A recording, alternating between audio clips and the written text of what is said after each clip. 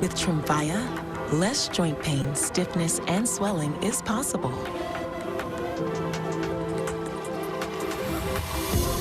Some patients even felt less fatigued. Serious allergic reactions and increased risk of infections and liver problems may occur. Before treatment, your doctor should check you for infections and TB. Tell your doctor if you have an infection, flu-like symptoms, or if you need a vaccine. Imagine being a million miles away. Ask your doctor about Tremfya.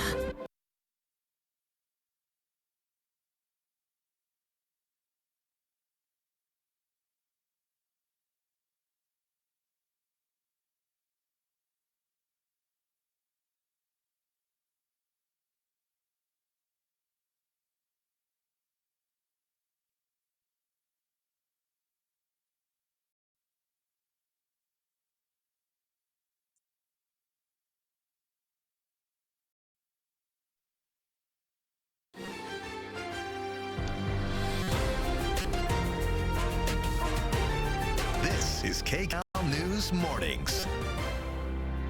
Good morning, everyone. Today is Saturday, August 9th. Welcome to KCAL News at 6 on CBS, also streaming on CBS News Los Angeles. I'm Rachel Kim. And I'm Christine Lazar, and we want to start off with a check of your weather with meteorologist Marina Jurica. She's joining us live. Good morning, Marina. And I have to say, I feel like for a while it didn't feel like summer was here, but now she is here. Boom, She's here. right? It's just like a smack in the face. So yeah, the last few days have been really hot. Will be a little bit cooler today, but it's going to be hard to notice it, especially in the Antelope Valley and the Inland Empire and some of our valley locations that have seen the toughest temperatures over the last 3 days of this heat wave. But 104 for today in both Lancaster and Palmdale, 100 in San Bernardino, and 101 in Riverside. That is 3 degrees cooler than yesterday. So that is the good news. We're going to be looking at 95 in Woodland Hills, 99 in Santa Clarita, which are both improvements, 89 in Pasadena, 96 in Chino, 76 at LAX, and 72 in Laguna Beach. So we are trending towards a cooler weekend. We'll be in the mid to upper 80s in the LA and OC metro, but I am also tracking big air quality issues because of that surrounding wildfire smoke. So stay with us and I'll break that down for you. Back to you. See you soon, Marina. Thank you. Well, the massive canyon fire continues to burn near Castaic this morning. Firefighters have made some progress, but an injured firefighter has now been airlifted to the hospital. KCAL News reporter Elise Martinez is live outside Henry Mayo Hospital in Valencia with more on that firefighter's condition and also an update on the firefight. Good morning. That firefighter who was seriously injured is being treated here. At last check, he was in stable condition. Let's take a look at some video that we have from the crash site. Now, last night around 6:30 in a remote area of Castaic, the firefighter's pickup truck veered off the road and rolled 150 to 200 feet down a hillside. He was able to move his body, so that is a good sign. Early reports indicate that he may have been on a routine patrol looking for hot spots before the crash. That Kern County firefighter airlifted here to Henry Mayo Newhall Hospital with major injuries. Now, let's take a look at the latest on this fire. The canyon fire broke out Thursday afternoon in Ventura County near Lake Piru. It then spread into LA County. This morning, firefighters continue to make good progress. The fire is 28% contained and has burned 5,370 acres. Evacuation orders have been downgraded to warnings, so thousands of people allowed to return home, and evacuation warnings impacting about 14,000 residents. Those have been lifted, all according to the Ventura County Fire Department. But you need to beware. Smoky skies are ahead today in the forecast in those burn zones and surrounding areas. We've got a map for you here. According to the South Coast Air Quality Management District, the air quality in LA County is now considered to be unhealthy. A smoke advisory remains in effect through Sunday at 11 a.m. and an air quality alert has also been issued in Ventura County. So the situation's pretty bad outside in some places. Stay indoors if you can. And back out here live, we're hoping to get an update on that firefighter's condition. Again, at last check, he was in stable condition, but he did suffer some serious injuries. So we hope to get more information for you. For now, live in Valencia, Elise Martinez, KCAL News. Appreciate the update. Elise, thank you. Military-style ICE raids continue here in Southern California, despite 2 federal court rulings that say they are illegal in the latest sweep. Agents were spotted outside of Van Nuys Home Depot. As KCAL's Zach Boetto explains, this marks the 4th ICE raid at Home Depot locations just this week. New video shows ICE agents rounding people up outside of a Home Depot Friday morning in Van Nuys. It's the latest in a week of reignited ICE activity at Home Depots in the LA region. Enforcement that critics say ignores a recent judge's ruling to stop sweeps based on race. They came fully prepared to attack and just take anybody that they could. They come in from every entrance. They're just willing to break the law. Daniel Montenegro is part of what he calls a raid community group that checks for ICE at known hotspots daily. He says about 10 people were taken into custody in that Van Nuys Home Depot parking lot Friday, with some already being released from custody by Friday night because of their papers. After a federal judge in July ruled for a halt to federal agents arresting people based on race and skin color, Thursday, the Trump administration called for the Supreme Court to overturn the temporary restraining order known as a TRO. Oh, my God.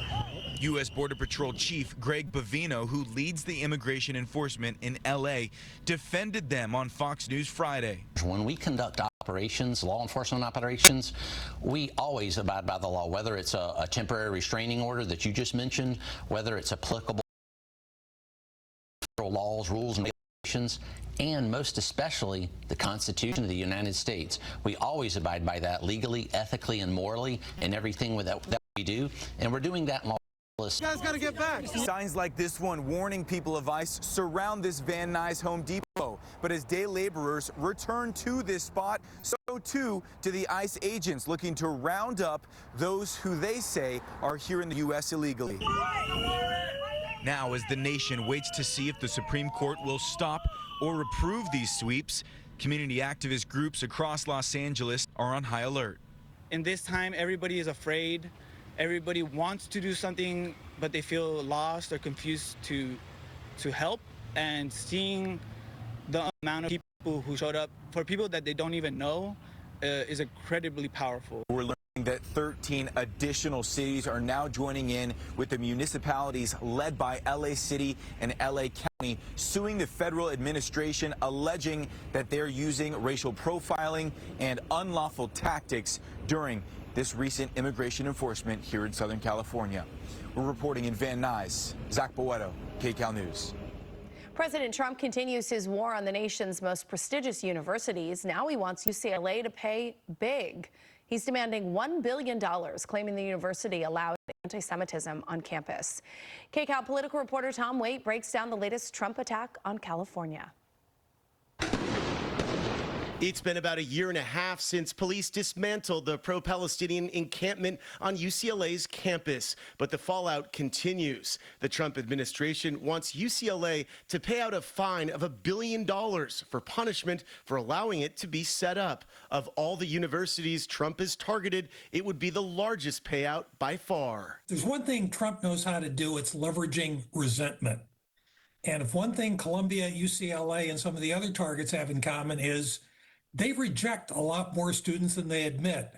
And so Trump can appeal to the people who have bad feelings toward these institutions. It's not clear how the Trump administration came up with the $1 billion figure. The demand comes the same week the administration suspended more than $580 million in federal grants, funding used for life-saving research. UCLA cognitive neuroscience PhD student Erin Morrow, who studies memory, worries about the devastating impacts of pulling critical funding. You probably do know someone that's living with cancer or struggling with Alzheimer's disease or depression, and that's the research that UCLA scientists are doing. And so when those grants are suspended, it has a really severe impact on the ability for that research to continue. Trump has targeted other top universities like Harvard, Columbia, among dozens of others, demanding large financial settlements over claims administrators did not do enough to curb anti-Semitism. Trump's $1 billion demand from UCLA is more than double than what he settled for from other top schools. Governor Newsom vowed to fight Trump's demands. He has threatened us through extortion with a $1 billion fine unless we do his bidding. UCLA recently agreed to a $6 million settlement with 3 Jewish students and a Jewish professor after they sued the university for civil rights violations, claiming the encampment created fear on campus and blocked access to classrooms and other campus spaces. University of California President James Milliken says that the research funds at UCLA cost lives because the groundbreaking research that's being done at the university could be paused. Reporting from the newsroom, I'm Tom Waite, KCAL News. Tom, thank you. Governor Newsom playing host to Texas Democratic lawmakers. They fled the Lone Star State to prevent a vote on a new map called for by President Trump. The new map would eliminate up to 5 Democratic seats in the House. Newsom calls Trump's plan blatant corruption, and he says it's a brazen scheme to rig the 2026 midterm elections. Newsom says he will fight fire with fire. So in response to Texas's redistricting plan, the governor and California Democrats are planning a special election this fall to rewrite California's congressional map. It wasn't our decision to be here, it's reaction to. We are trying to defend democracy as opposed to see it destroyed district by district. State Republicans are blasting the plan to blow out the current congressional maps that were drawn by a bipartisan commission more than a decade ago. I think it's wrong for any state. Again, California's not Texas because we have this system in place. And the California voters were smart, and they said, we want nonpartisan panels to draw these lines in the open. Well, Democrats say if they go forward with the plan, the new California congressional maps would be drawn up by Democrats and then made public for voters to approve or reject in a special election this November. Meantime, President Trump and Russian President Vladimir Putin are planning to meet in Alaska next Friday. President Trump has been pushing for a ceasefire between Russia and Ukraine. One senior White House official told CBS News the planning is still fluid and that it is still possible that Ukrainian President Vladimir Zelensky could end up being involved in some way. The World Trade Organization says the U.S. tariff rate now averages more than 20%, the highest rate in more than a century. President Trump hopes to bring manufacturing back to the U.S. CBS News correspondent Anna Corin visited Japan's equivalent of Detroit to see how these tariffs will impact Japan and Americans buying cars. As the country's largest export, Japan's auto industry is a source of national pride. But in recent months, it's been rocked by President Trump's tariffs, and the volatility has been felt acutely at Mazda, one of the nation's oldest car companies. Short term, we have to brace for the impact. We'll work hard to find a way to overcome these incremental costs. Those incremental costs at the moment are huge. According to Mazda CEO Masahiro Moro, the tariffs are expected to cost Mazda almost $1 billion this financial year, at least for now. But fortunately, they thought ahead. During the first administration, Mazda did a joint venture with Toyota, opening a factory in Huntsville, Alabama at the cost of $2 billion. But that investment in Alabama has clearly paid off for Mazda. Paying off, not paid off. There's a difference. Yeah. However, it's still a small footprint compared to Japanese car makers with multiple factories in the US. In this climate of uncertainty, Mazda is focusing on what it can control right now. Roughly half the vehicles produced here in the States. The plan now is to ramp up production in the Alabama plant to limit tariff exposure. But the wild card for Mazda is Mexico, where it has a large factory producing cars for the US market.